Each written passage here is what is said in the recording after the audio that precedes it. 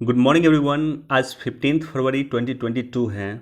दैनिक जागरण के राष्ट्रीय संस्करण का न्यूज़ एनालिसिस करेंगे जो एग्ज़ाम पर्सपेक्टिव से इम्पॉर्टेंट होगा। यूपीएससी, स्टेट पीसीएस या किसी भी वनडे एग्ज़ाम पर्सपेक्टिव से इम्पॉर्टेंट होगा। आगे बढ़ने से पहले हमारे चैनल पे नए हैं तो सब्सक्राइब कर दें, अपने दोस्तों के साथ, कलीग के साथ शेयर कर दें। कोई क्वेश्चन पूछना चाहते हैं, कोई सुझाव देना चाहते हैं, कमेंट सेक्शन में दे सकते हैं और वीडियो को निश्चित तौर पर लाइक कर दें। आज का क्वेश्चन, वीडियो देखना शुरू किया है तो वीडियो को पॉज कर दीजिए। इस क्वेश्चन का जवाब सभी लोग अटेम्प्ट कीजिएगा। वीडियो के आखिर में इस पर डिस्कस कर दूंगा। क्वेश्चन है कि central pollution control board, CPCB इसे कहते हैं, सेंट्रल पॉल्यूशन कंट्रोल बोर्ड,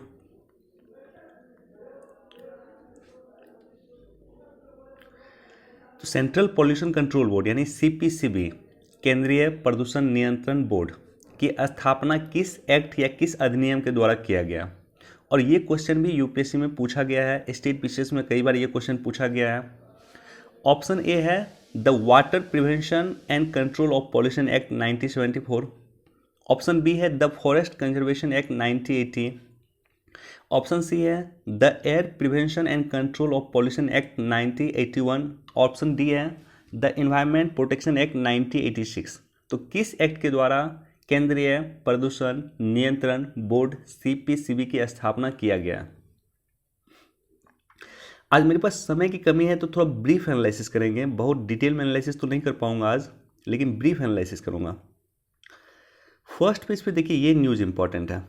तो जो न्यूज़ इंपॉर्टेंट होता है उसको टिक करके मैं टेलीग्राम पे पीडीएफ इसका डाल देता हूँ। तो आप सभी लोग जाकर के विजडम एजुकेशन के नाम से हमारा टेलीग्राम चैनल है, उसको ज्वाइन कर लीजिएगा। लिंक आपको डिस्क्रिप्शन में मिल जाएगा, या आप टेलीग्राम पे जाएंगे, वहाँ पे विजडम एजुकेशन सर्च करेंगे, हमारा चैनल आपको मिल जाएगा। सुरक्षा के लिए खतरा बने चीन के 54 और ऐप पे लगी रोक। इससे पहले 59 ऐप पे रोक लग चुकी है, उससे पहले भी चीन के ऐप पे रोक लग चुकी है। अब देखिए इंपॉर्टेंट क्या है। इंपॉर्टेंट यह है कि किस एक्ट के तहत ये जो है बैन लगा, चीनी ऐप पे जो बैन लगाया, भारत सरकार ने बैन लगाया है, ये किस एक्ट के तहत लगा। तो ये बेसिकली लगा है आईटी एक्ट 2000 के तहत,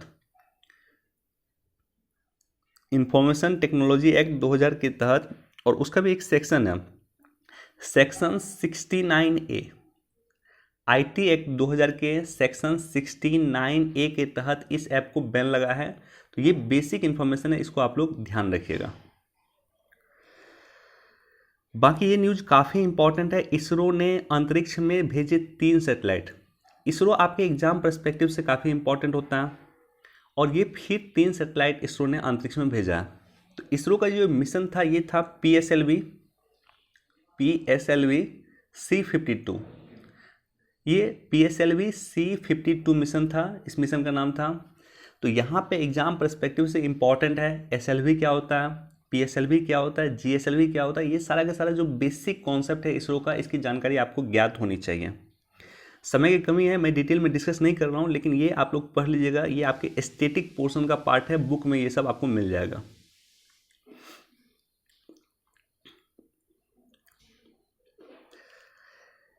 कुतुब मीनार के मुकुट की सुधारी जा रही है सूरत। अब यहाँ पे कुतुब मीनार जो है, कई बार मैं देखा हूँ स्टेट पीसीएस में कुतुब मीनार से क्वेश्चन पूछा जाता है।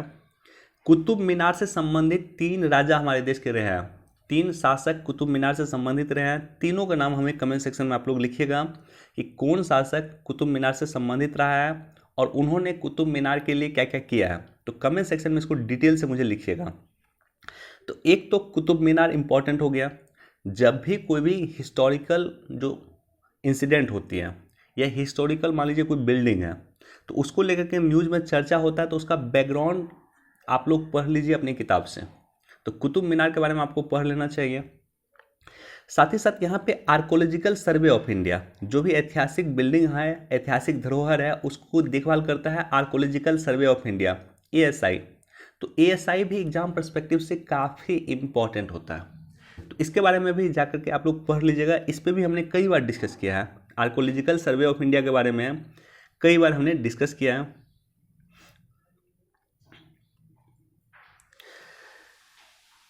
राज्यों के रेरा के नियमों की जांच करें रेरा क्या होता है? RERA, RERA, real estate regulatory authority.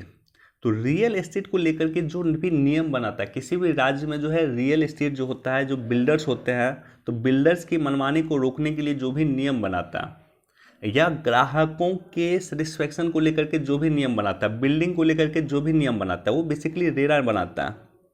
तो रेरा के बारे में बेसिक इन्फॉर्मेशन आपको पता होना चाहिए, रियल एस्टेट रेगुलेटरी अथॉरिटी।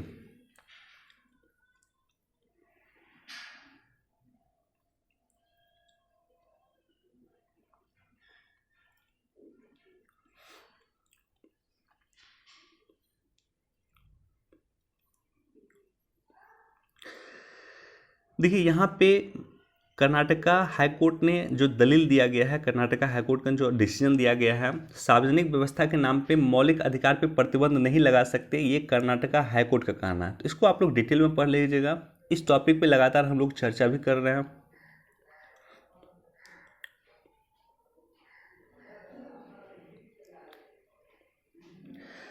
नेका को चाहिए आबादी के लिहाज से परिसीमन।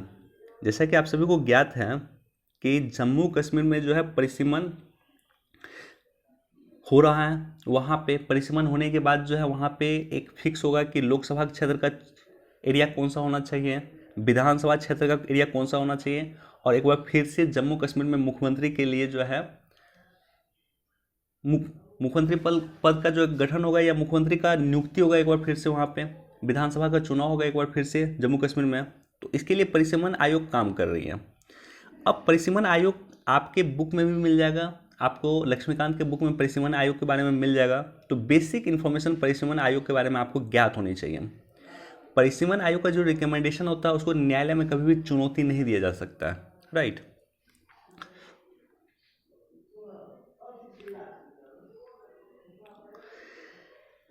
RBI और सरकार डिजिटल व क्रिप्टो करेंसी पे एक मत, ये कहना है हमारे देश के RBI के गवर्नर का, और सॉरी वित्त मंत्री का ये कहना है, सरकार और RBI डिजिटल व क्रिप्टो करेंसी को लेकर के एक मत। देखिए डिजिटल करेंसी का भी चर्चा रहा है, डिजिटल करेंसी सरकार 2023 में लाने वाली है, और क्रिप्टो करेंसी को लेकर के भी बजट में चर्चा रहा, और बजट में मैंने एक सेपरेट वीडियो बनाया था, आप लोग जाकर के देख लीजिएगा इस टॉपिक पे।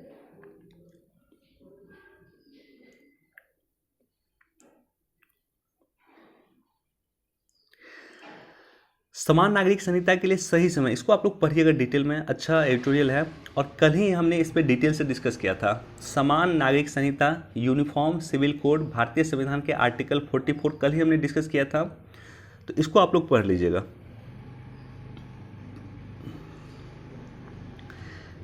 उच्च शिक्षा को रोजगार से जोड़ने की कवायदा, उच्च शिक्षा को लेकर के देश भर में लगातार चर्चा होती है कि किस तरह से उच्च शिक्षा के मानकों को हम सुधारा जाए। राष्ट्रीय शिक्षा नीति 2020 में उच्च शिक्षा को लेकर के बहुत सारे प्रावधान किए गए हैं। तो उच्च शिक्षा को लेकर के ये एडिटोरियल दिया हुआ, और वैसे भी उच्च शिक्षा एजुकेशन सेक्टर पे आपके पास एक सेपरेट नोट होना चाहिए। तो उच्च शिक्षा को लेकर के यहाँ पे कुछ इंपॉर्टेंट पॉइंट दिया हुआ, इसको पढ़ लीजिएगा। मेरे पास समय रहता तो मैं डिटेल से डिस्कस कर देता, लेकिन मेरे पास आज समय की कमी है। लेकिन ये एडिटोरियल काफ़ी इंपॉर्टेंट है, इसको आप लोग खुद से पढ़ लीजिएगा।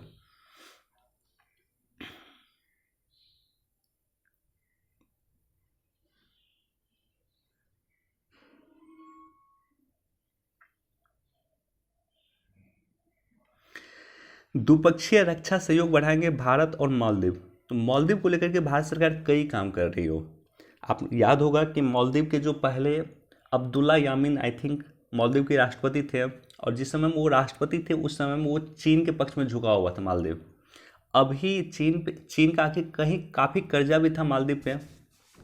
अभी भारत और मालदीव के संबंध अच्छे हैं, तो ऐसे कंडीशन में द्विपक्षीय रक्षा सहयोग भी भारत और मालदीव बढ़ाएंगे। अगेन यहाँ पे इंपॉर्टेंट क्या है, India Maldives relation, India Maldives relation exam perspective से काफ़ी इंपॉर्टेंट टॉपिक है। रूस यूक्रेन विवाद, ये लगातार अभी चलेगा, और इसको लेकर के कल भी हमने एडिटोरियल में डिस्कस किया था कि रूस यूक्रेन विवाद का बेसिक पॉइंट क्या है, उसको आप लोग देख लीजिएगा। अफगानिस्तान में बच्चों की कुपोषण से मौत, अफगानिस्तान में मौत हो रही है और कुपोषण से मौत हो रही है, कोई नई बात नहीं है। इसके लिए भारत सरकार, आपको याद होगा कि गेहूं भी अफगानिस्तान भेज रहा है और पाकिस्तान फाइनली राजी हो चुका है। तो पाकिस्तान के रास्ते से ही अब गेहूं जाएगा अफगानिस्तान।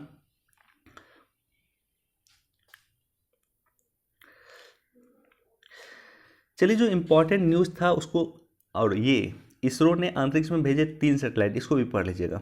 तो ये सब जो इम्पोर्टेंट न्यूज़ था उसकी चर्चा हमने आपके साथ किया, ब्रीफ में किया था, बस उसको डिटेल से आप लोग पढ़ लीजिएगा। आज मेरे पास समय की कमी है, कल अगर होगा तो मैं फिर से डिटेल से डिस्कस कर दूंगा। मैं लौटता हूँ क्वेश्चन पे।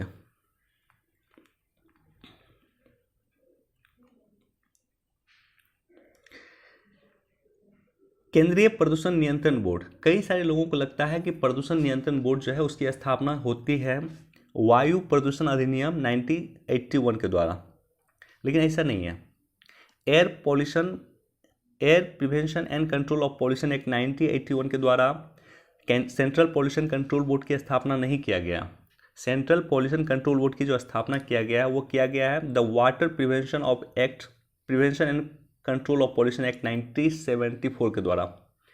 जल प्रदूषण नियंत्रण निवारण अधिनियम 1974 के द्वारा केंद्रीय प्रदूषण नियंत्रण बोर्ड की स्थापना किया गया। तो इसका सही आंसर है option A, the water prevention and control of pollution act 1974। Video देखने के लिए आप सभी का धन्यवाद। Thank you so much. Please do like, share and subscribe. Thank you.